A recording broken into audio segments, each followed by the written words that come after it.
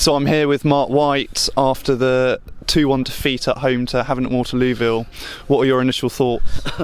Well, I mean, I think like everybody that turned up, and it's a brilliant crowd, and thanks to all the boys that come up from the south coast and made it a great atmosphere, and thanks to all our supporters who are right behind us. Obviously it's a game we just didn't put them to bed. We had enough chances to win 2-3 games of football. I thought we played Havant on a good day. Really, I've seen them play a lot better.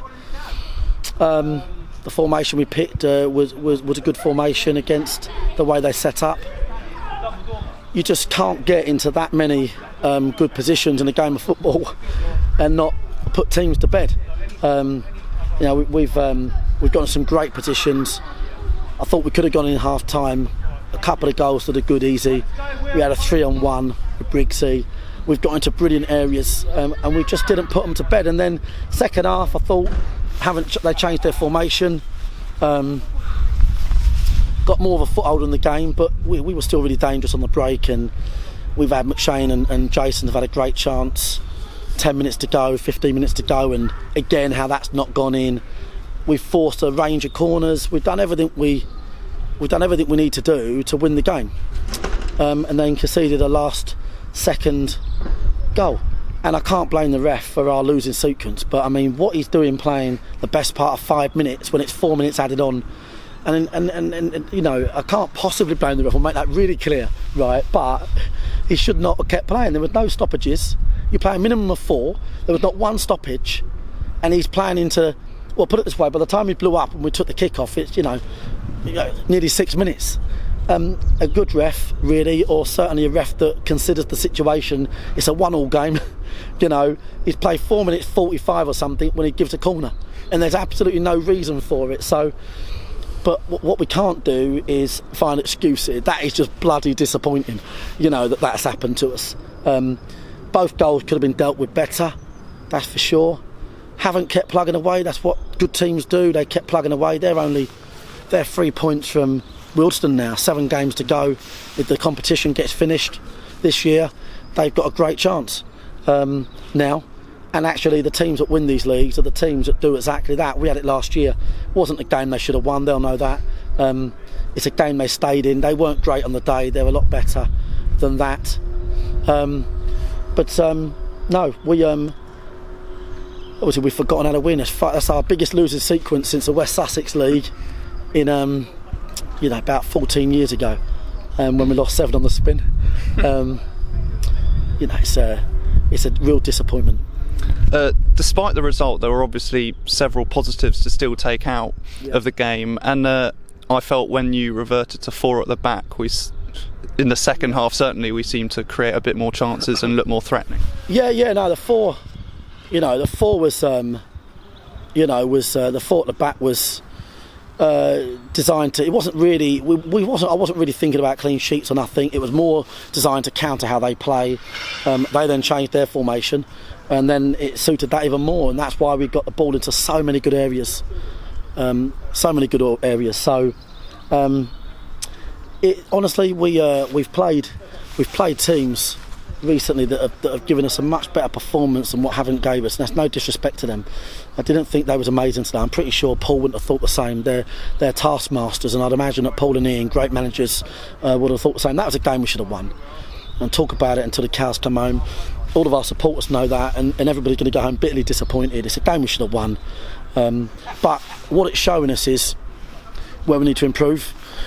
We have lost 5 straight games, yet we're still 7th in the table, right, in a playoff race. And even if we took half those points, or even potentially a third, we'd probably be almost 2 wins away from the playoffs. So if I look across the season, and we're really learning this season, I look at the games, they're mounting up now, from Braintree, Chelmsford, Concord, Dartford down here. We've had countless games conceded last minute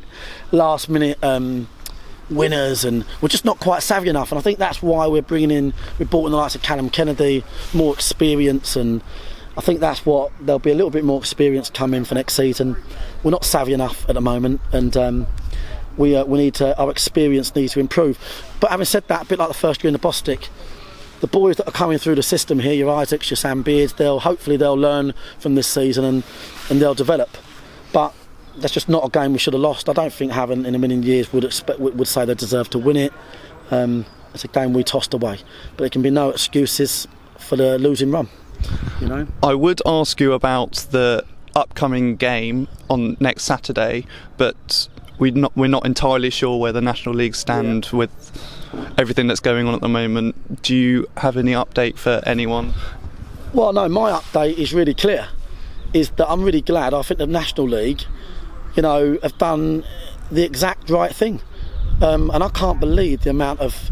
I'm a chairman and a manager. I can't believe the amount of bad press the National League have had about making a decision that actually is endorsed by, at the moment, the people that run the country. I think it's actually typical of the FA, to be quite frank, that they just make their own decisions with absolutely no lateral thinking. The government made it really clear that, you know, it's all about mitigated risk. They've made it really. They've absolutely consult with, you know, industry leading experts and the World Health Organization in terms of the peak of the problem, and they've made it really clear that what's important is managing that situation, so that, you know, the social and commercial impact is not too much for too long. And I just think they've incredibly pulled the plug on football. The National League have to follow suit because they're getting so much crap for it. And they should be applauded for thinking we can play today. Listen, this virus is a really serious matter to be taken incredibly seriously, but also what is really serious is showing the intelligence to follow the guidance of the people that run our country. And we've got schools at school, nurseries at nursery, we've got Cheltenham at Cheltenham, we've got all these things happening because we're being told there's a really big peak coming up in 2 to 3 weeks. Yet the FA have announced that leagues are going to have a sabbatical, and they'll be back, you know, at the earliest in 2 to 3 weeks. So not going to happen. They basically called it all off too soon. Had they thought, you know, they should have got people involved in the thinking process.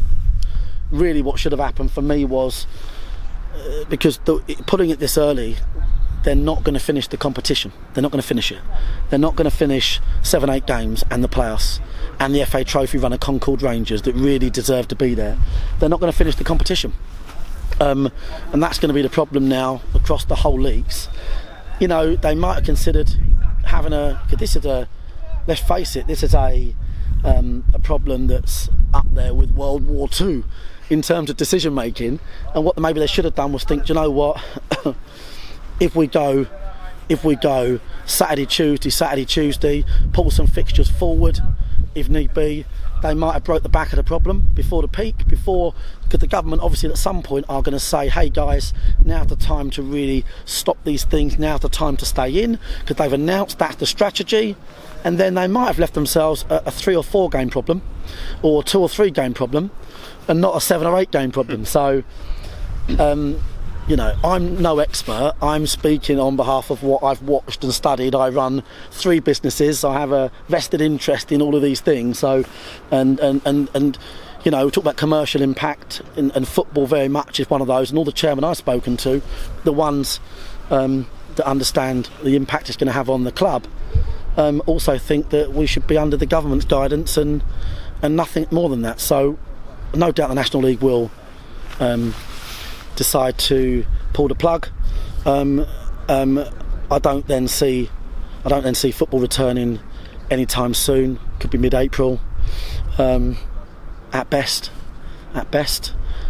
So it'd be interesting to see how they're going to deal with that. All right, well thanks Mark, and we'll hopefully see you next week.